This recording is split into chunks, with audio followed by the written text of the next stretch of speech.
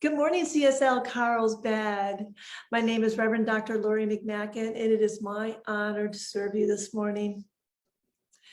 This month, we'll be talking about the soul's call, and today I'll be talking about the hero's journey, one of my favorite topics. So before I get started, why don't we pray? I invite you to close your eyes and to go within as I recognize this ineffable presence that is ever expressing itself through all and as all. And I recognize that I am one with this power, this presence, this essence of love and light and beauty for all that God is, I am. I know this is my perfect truth. This is the truth for each person here on this call. Each person is a unique, individualized expression of the whole. I'm grateful that we come together this Sunday morning to recognize that the hero's journey is just a spiritual journey, evolving, spiraling, becoming more today than we were yesterday, just recognizing that perfect call, the divine asking us to grow, to expand. And I'm grateful that each and every person will hear whatever they need to hear. They will feel whatever they need to feel and be inspired to move forward in a greater way in their lives. As I release my word into the law, knowing that it is good and it is done, and so it is. Good morning. I'm really excited about today's topic, the hero's journey. I just love this topic. The hero's journey really is a spiritual journey. It's a journey of transformation. It's a journey of something that is calling us forward in a greater way. The hero's journey is self-discovery of living a God-realized life. Joseph Campbell, who actually coined the hero's journey, he quotes, "Follow your bliss, and the universe opens doors where there are only walls." How beautiful is that? So we know when we listen to this deep call within, and we take those steps forward to answer that call, that we're always collaborating with spirit along the way.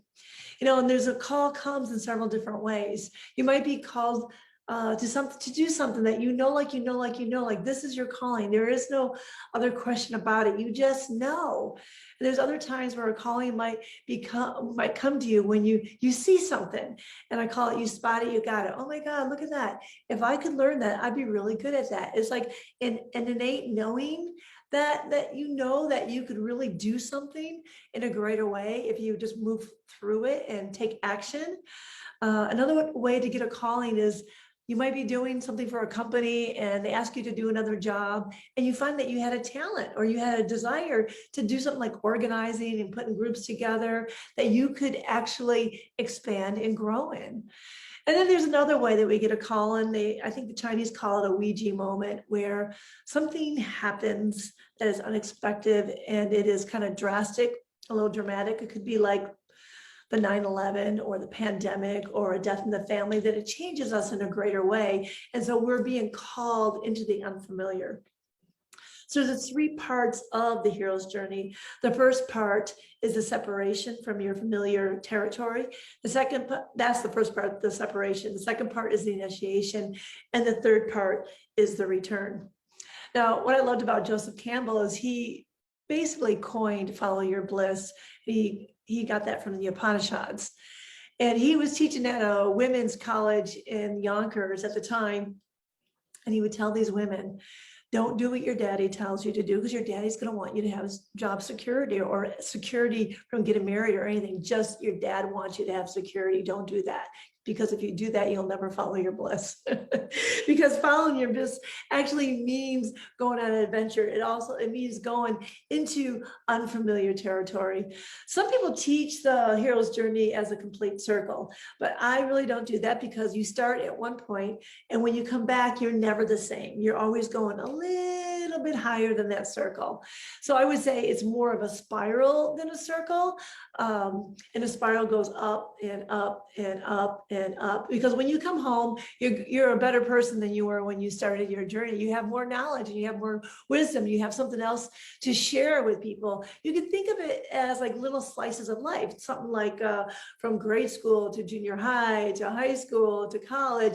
And every time you come home from that adventure, you're a different person. And that was your own hero's journey.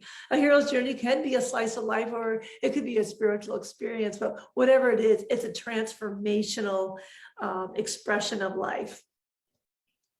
Now, the hero's journey always starts with a call to action. And Joseph Campbell quotes that we must be willing to get rid of life the life we planned, so as to have the life that is waiting for us. The old skin has to be shed before the new one can come. So we actually have to die to our old self of who we are today in order to become that hero of tomorrow. And our journey starts in part one with the separation, with the call to action. Something is telling us to do something great. And a hero, a lot of time, is very resistant of the call. Not all the time. Some heroes are like, oh no, I can't do that. There's no way I'm going to do that. Almost like Moses at the burning bush, where he was called upon by God to go to Egypt and to release his people. And he was like, wrong person. I'm not doing that. And after a time, Moses was able to move forward in a greater way and actually answer the call. I know that I had a call to ministry when I was doing the life visioning process, and I stopped the meditation. I said, there's no way I'm doing this. This will completely destroy my life. And the next day, my life was basically destroyed. So it had to be in order for me to answer this call. And then there's times where like this is what I want to do. And I wanted to become a professional dancer ever since I was little. It was who I was. It was what I was going to do. And not that I didn't have trials and challenges and fears to overcome, because I did, but I answered the call. So there's many different ways that we answer the call. Now, the first is the call to adventure. And then each of us has a mentor usually that helps you with this call. Someone that kind of guides you and directs you of what school to go to or which way to go, what path to take. I know that when I was in high school, there was a man named Gary Perry that was the new kid on the block my senior year. And he pointed me in the right direction of what college to go to that would be best for me in order to become that professional dancer. So you don't know, we have ministers or practitioners. We're on our spiritual path that kind of point us in the right direction of what class to take, or which journey to take, or what book to read that will enhance our journey that we're seeking in the moment. And then every time that we're on this adventure, this call, this feeling of separation, we're walking into the unknown. We're walking into a door that is dark when it is open, and unfamiliar territory, and that can be kind of scary. And that's why we do get resistance when we are called to a great adventure. But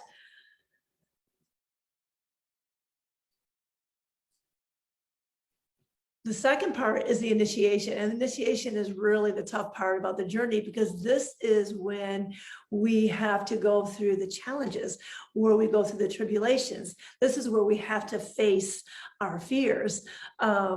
Joseph Campbell quotes, "The cave you fear to enter holds the treasure that you seek." And boy, that is true.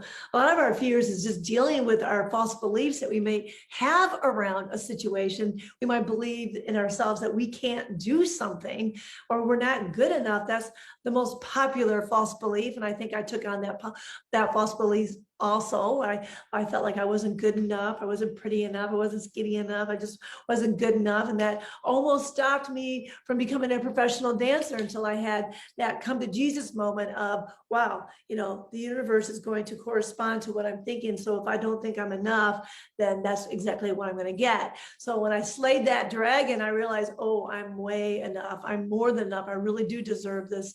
Then the doors started to open up for me. And then we have challenges. It's difficult to learn something new, to train ourselves. I remember training myself to dance and falling out of turns and falling out of my movements and can't remembering what steps comes next, and just retraining my mind and my body. And this is what we do when we're on this adventure. We're retraining ourselves. We're learning something new.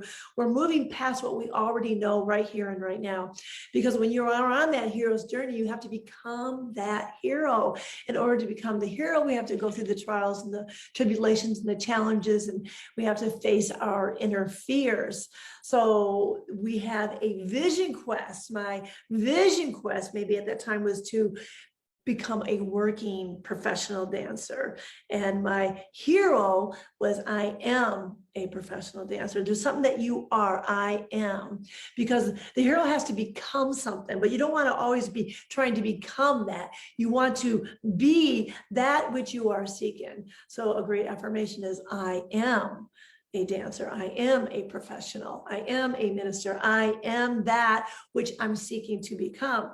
In the journey of becoming a hero, there's always like a special object that helps out the hero. It could be something physical or something metaphysical, right? It could be a prayer and affirmation.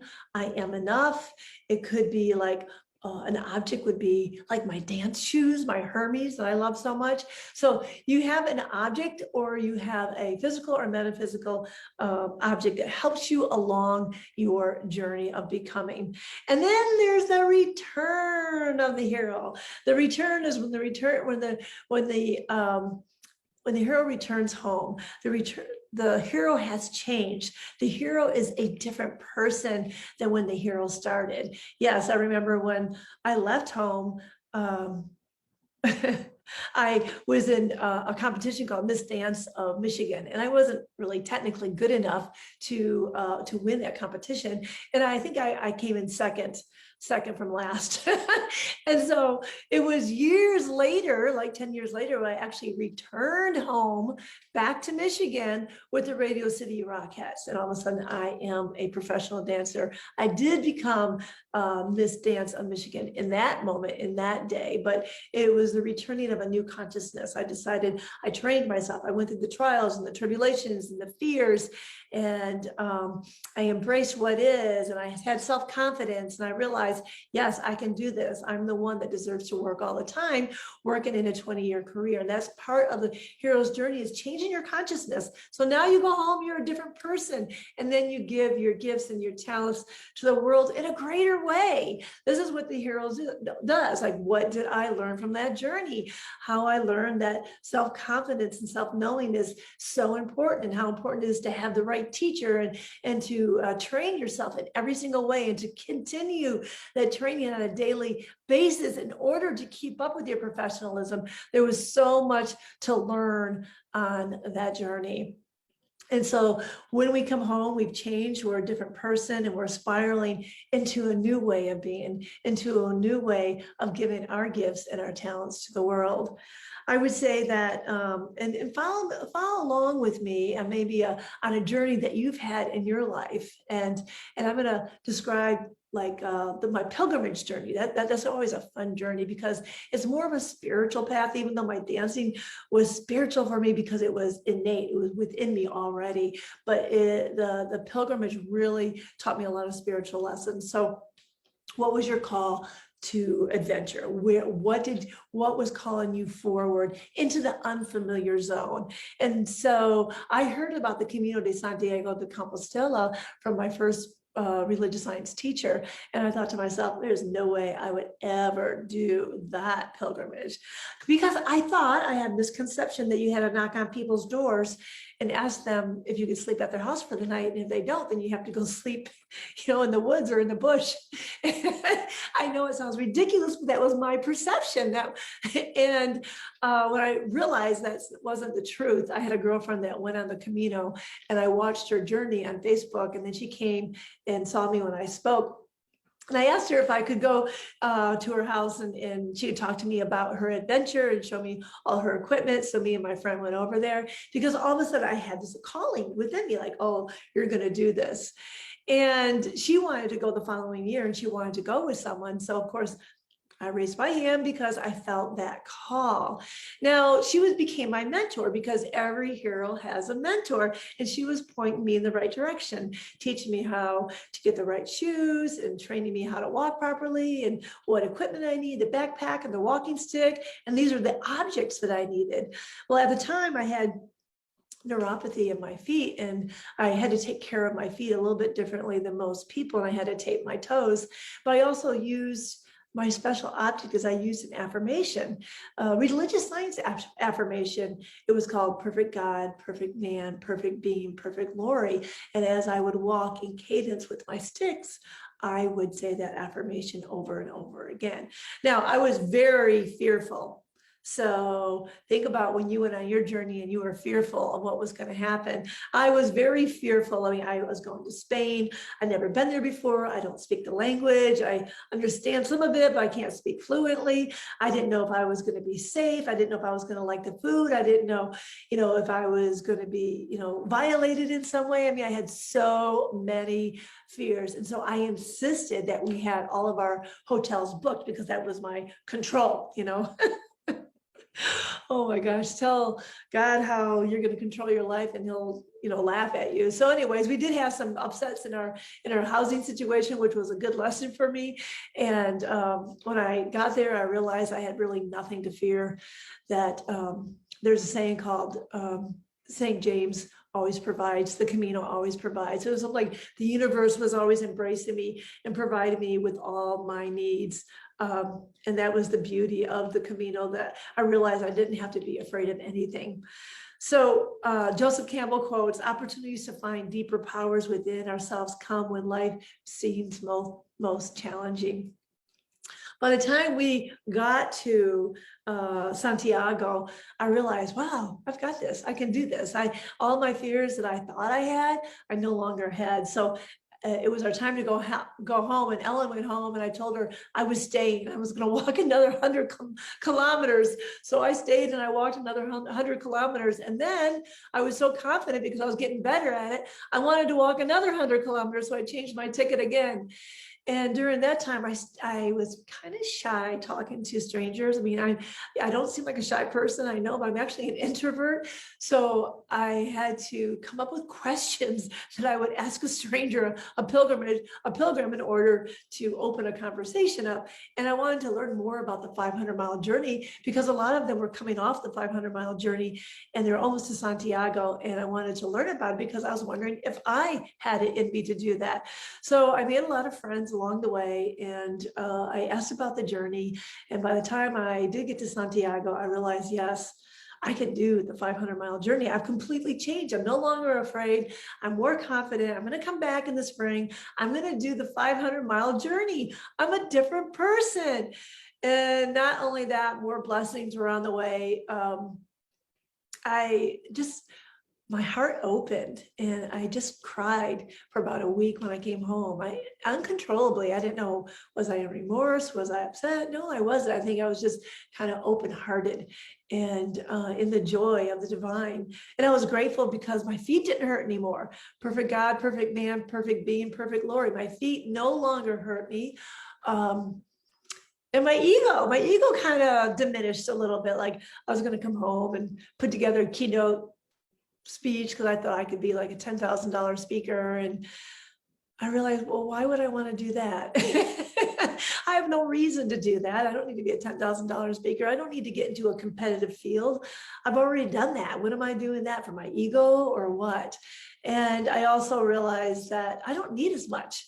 I don't need many things. So I got rid of a lot of my physical things, material things. Like I'm more of a minimalist these days than a materialist. So there was a lot of gifts in there, and I just prepared for my journey in the spring, and I did walk the 500-mile journey. And so I gave my gifts back to the world by maybe helping other pilgrims who are interested in the journey and telling them about it, and just my consciousness, how it had changed along the way. And that's what we're here to do. We're continue to change our consciousness in a greater way, because I know that today my vision is more about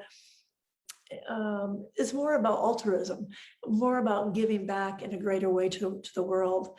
So a hero is someone who has given his or her life to something bigger than oneself. That's Joseph Campbell. Of course, I don't know what that is. I have another hero's journey to go through, but I'm more interested in giving back to people and to situations in a bigger way, in a greater way. And right now, our world needs our love in so many ways. And it reminds me right now, I'm just focused on India. Pray for India, because the people there are challenged. And there's something called India chance for India that you can join. I think it's tomorrow. No, it's on Sunday, and you can donate to India for them to move forward in their greater way.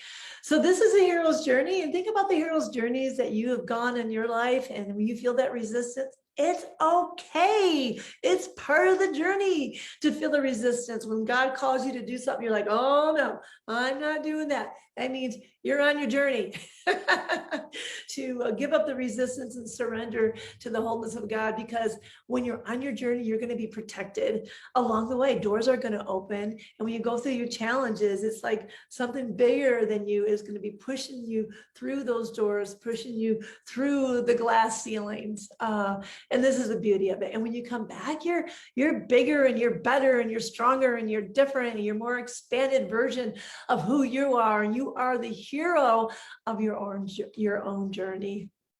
How beautiful that is. All right. It has been my pleasure serving CSL Carlsbad, and let's pray. So I invite you to close your eyes and to go within as I recognize that one power and that one presence, that essence of love and light and beauty that's continued to call each person on a greater adventure to life. And I know that all my adventures that I've had with the divine spirit is one with God. It's all one with each and every person on this call.